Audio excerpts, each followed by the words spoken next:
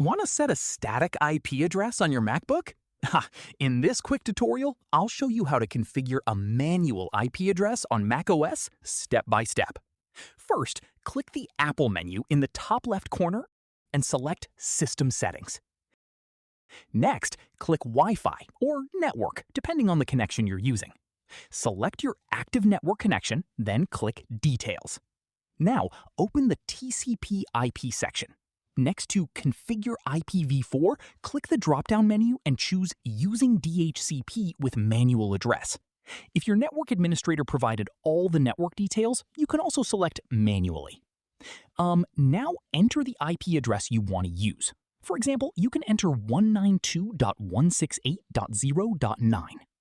If you're using manual configuration, enter the subnet mask, which is usually 255.255.255.0, and then enter your router or gateway address, such as 192.168.0.1. If you want to customize your DNS settings, click on the DNS tab. Then click the plus icon to add DNS servers. You could add 8.8.8.8 for Google DNS or 1.1.1.1 for Cloudflare DNS. Once you've entered all the details, click OK.